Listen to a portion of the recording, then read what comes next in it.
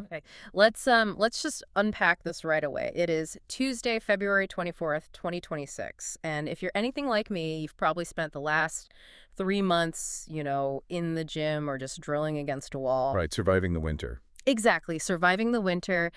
You've put in the work and physically you feel sharper, your hands are faster, your drops are softer. But then you pull out your phone, you open the app, you look that 3-digit number next to your name, and it's stuck. Yeah, that's the legacy data problem. It's really the most common complaint in the sport right now. It's so frustrating. It is because you feel like a completely different player than you were in November. But the algorithm remembers exactly who you were. It remembers that bad weekend you had when you were recovering from the flu, and it values that history. It feels like quicksand. And usually the only way out of a rating plateau is volume. Like you have to play hundreds of matches just to dilute the old data and inch your way up. But today, we are taking a deep dive into something totally different. We are talking about a shortcut, like a do-over button. Which is a massive shift in how DUPR handles data. We're discussing the DUPR reset. And the stakes here are really time sensitive. We aren't talking about a permanent feature update that's just going to live on the app forever.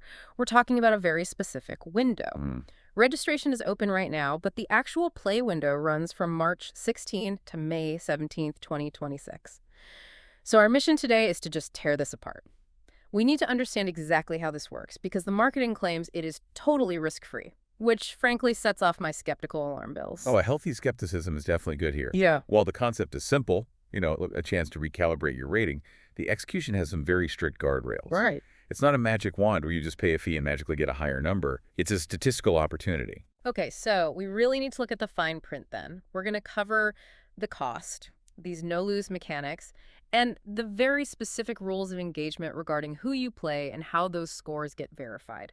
Because, spoiler alert, if you think you can just go to the local park and log games on your phone like usual, you are going to be very disappointed. Exactly.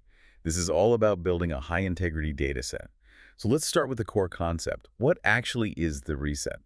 Well, to me, reset implies wiping the slate totally clean, like deleting your save file in a video game and just starting over at level 1.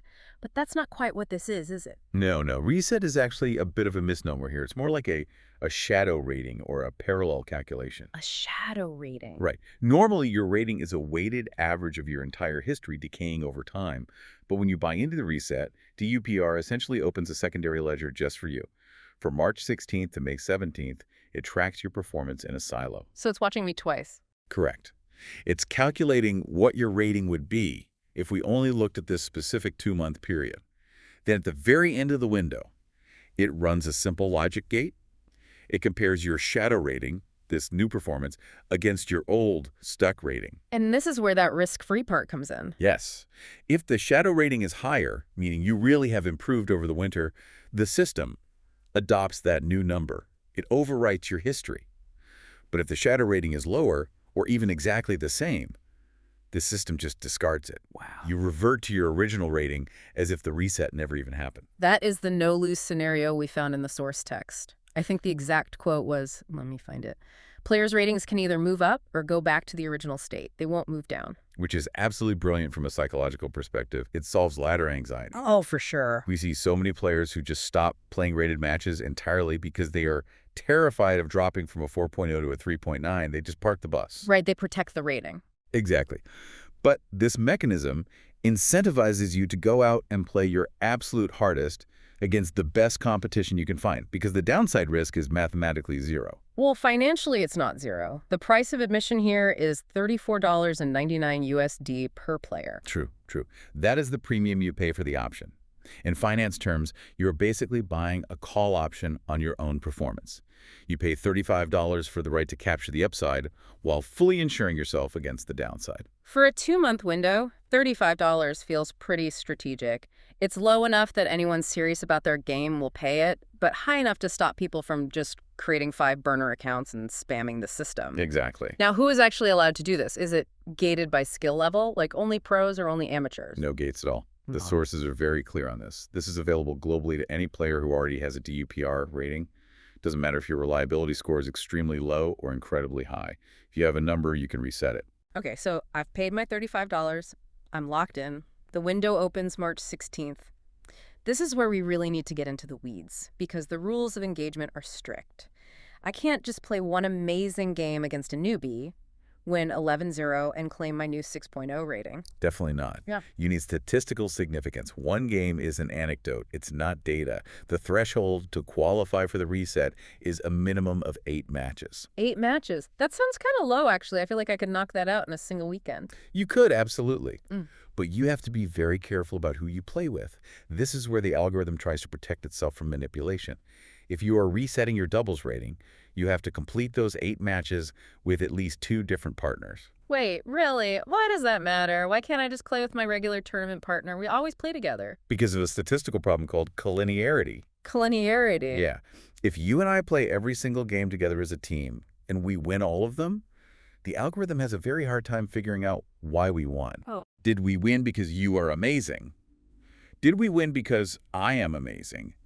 Or are we both just totally average, but we have really good chemistry? Right, it can't separate the variables if we're always glued together. Exactly. By forcing you to swap partners at least once, playing with 2 different people across those 8 matches, you break that link. The algorithm can see how you perform with player A and how you perform with player B. It allows the system to isolate your individual contribution to the win. That makes total sense. And I assume the exact same logic applies to singles. It does. For singles, you need to play against at least 2 different opponents. You can't just find one person you can beat consistently and just farm them for 8 wins to boost your rating. Okay, so 8 matches. Diversity of partners or opponents. That all seems pretty doable for anyone playing regularly. But there is a third requirement. And reading through the documentation, this feels like the biggest hurdle for the average recreational player. The verification requirement. Yeah, this is the big one. The rule is no self-posted scores. Correct. None. And we really need to pause on this because this changes the workflow for like 90% of players. Usually, I finish a rec game, I open the app, I type 11-9, I show it to my opponent, they tap verify on their screen, and we just walk away. And for day-to-day maintenance of a rating, that system is fine. It works. But for a reset, where you are asking the system to potentially override years of historical data, the standard of proof has to be much higher. The system needs a chain of custody for the data. Meaning you can't just trust the players to report their own results when the stakes are this high. Exactly. If I know that just a few good wins will magically bump me from a 3.5 to a 4.0, the temptation to fudge a score with a buddy is just too high. So DUPR requires a third party. All matches for the reset must be verified through a DUPR club or an official tournament. So practically speaking, I can't just text 3 friends, meet at the local public courts at 7 a.m. and get my reset matches done. You can meet them and you can play, but those games will not count toward your reset, not unless one of you happens to be a club director. Okay, which transitions us perfectly to the ecosystem part of our deep dive. Because when I hear the word club, I immediately think of a country club. I think of initiation fees, waiting lists, strict dress codes, the whole 9 yards. But looking at the club director resources we have, DUPR has a much looser definition of what a club is, don't they? Very much so. In the DUPR ecosystem, a club isn't necessarily a physical place with a roof and a receptionist. It's really just a digital container.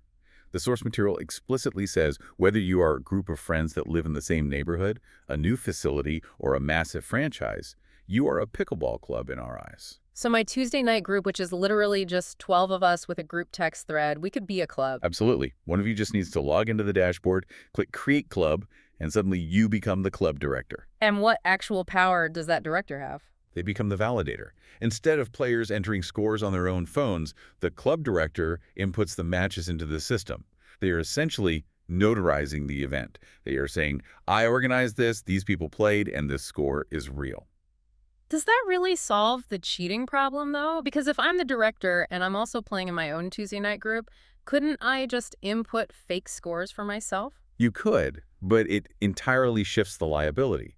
Now, you aren't just a player trying to game the system, you are part of the platform's infrastructure. Ah, I see. Right. If a club is caught fabricating results, sandbagging or boosting DUPR can ban the entire club and invalidate all the data associated with it. It raises the stakes significantly compared to just 2 anonymous accounts trading fake wins. It adds a real layer of accountability. Okay, so if I don't want to start my own club and deal with all that, how do I find one? It's surprisingly easy. You just go to the DUPR dashboard, hit the Clubs tab, and search your local area. Because a club can be digital, you might find a local organizer running round robins at the public park down the street who is already perfectly set up for this. And does it cost the club anything to host me? If I walk up to a director and say, hey, I'm doing the reset, can you verify my matches? Are they going to charge me some massive verification fee? The facility itself might charge you for court time to play, obviously. But DUPR doesn't charge the club a dime to host reset players. It is totally free for the clubs. In fact, the guidance provided to club directors is that they should be running specific reset events. It's a business opportunity. It's a huge opportunity for them. You have all these highly motivated players who need exactly 8 verified matches in a very specific window. That is a captive audience. It's a total win-win. The players desperately need the verified data, and the clubs need players filling their courts. Precisely. It monetizes motivation. So let's talk strategy then. We know the rules. It's $35, March 16th start date, 8 matches, 2 partners, verified only. Honestly, scheduling 8 matches with different partners through a club sounds like a logistical headache if you try to do it one-off. It really is. If you're trying to coordinate 4 adult schedules for a random Tuesday night and then dragging a club director out there to watch you, you are going to struggle. This is exactly why the source material heavily pushes structured formats. Right. They mention minor league pickleball or MLP quite a bit in the documents. Yes. MLP is the perfect vehicle for the reset. It's a structured team competition format. And there is a new format mentioned specifically, the V3 format. Can you break that down for us? Yeah, so traditionally MLP has been mixed teams. But the V3 format introduces gendered teams. So you have teams of 3 men or teams of 3 women. It uses a round-robin structure where your team is guaranteed 6 games in a single event. 6 games in one day. In one session, yes. And here is the absolute key to this. Because you are rotating pairings within your team of 3, you are automatically hitting your partner diversity requirements. You play a match with teammate A, and then you play a match with teammate B. Oh, wow. That is the cheat code right there. If you just play one single minor league pickleball event, you have 6 matches done, and you've already met the partner requirement. You are basically 75% done with your reset in like 4 hours. Exactly. You just need to find one more small event or a verified round robin to get those last 2 matches and cross the finish line. It turns what could be a 6-week logistical nightmare into a simple 2-weekend commitment. That is incredibly efficient. Now, I want to clarify one edge case here. We are talking heavily about resetting existing ratings. But what if a listener is sitting there thinking, I don't even have a rating yet. I'm just starting out. Can they do the reset? Technically, no. Because mathematically, 0 cannot be reset. You have nothing to actually correct. But the source material brings up a really important parallel track for those players, which is DUPR coaches. We talked about club directors earlier. How is a coach different? Well, a club director validates scores. A DUPR coach validates skill. There are estimated to be roughly 34 million unrated players out there right now.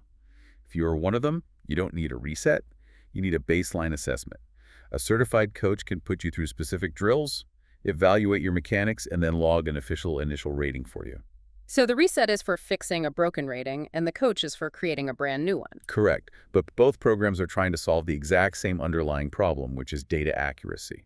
Whether it is recalibrating old players or onboarding new ones, the ultimate goal is to make the number next to your name actually reflect reality.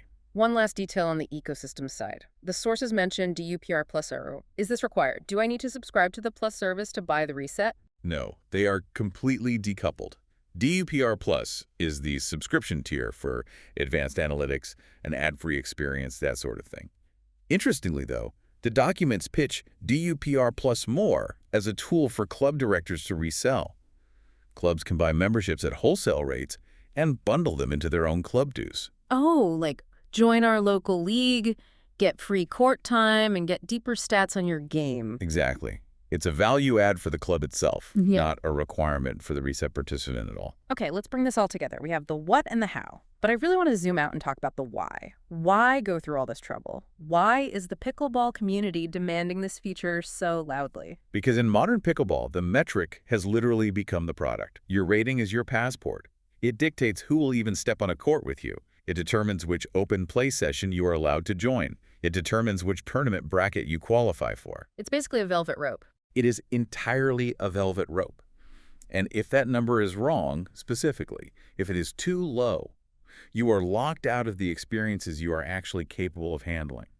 you're stuck playing games that just don't challenge you, which means you stop improving. And on the flip side, if it's too high, you're getting crushed out there and ruining the game for your partner. Exactly. The reset is essentially DUPR, admitting that sometimes the math just lags behind the reality on the court. Algorithms are designed to be stable, they resist sudden changes, but humans aren't stable. We have massive breakthroughs. The reset is a manual override to align your digital profile with your physical skill. And by making it risk-free, they are actively trying to remove the fear of finding out. Right. They're effectively curing ladder anxiety. Yeah. They're taking the threat out of the equation entirely and replacing it with opportunity. And here's where it gets really interesting for me. I want to leave the listener with this thought to mull over because it loops right back to that risk-free concept we started with. Economics 101 teaches us about moral hazard. If you insure someone against all possible losses, they tend to act far more recklessly. If I know that losing these 8 matches has literally 0 consequence, my rating won't go down a single point. How does that change the way I actually play the game? Oh, that is a fascinating game theory question. Right, like, do I stop dinking entirely? Do I stop playing safe percentage pickleball? Do I just start blasting drives from the baseline? Do I try to hit an ATP on every single point because, hey, I'm playing with house money? You likely play much, much more aggressively. You start taking incredibly high variance shots. Exactly. And if everyone in the reset pool adopts that high variance mentality, are we actually measuring their true skill? Or are we just measuring who gets lucky with a totally chaotic playstyle? That's the risk. If the entire cohort is playing hyper-aggressively, it literally changes the meta of the game itself. You might actually see inflated ratings because aggressive play works really well against uncoordinated teams, but it completely fails at the higher levels they are trying to reach.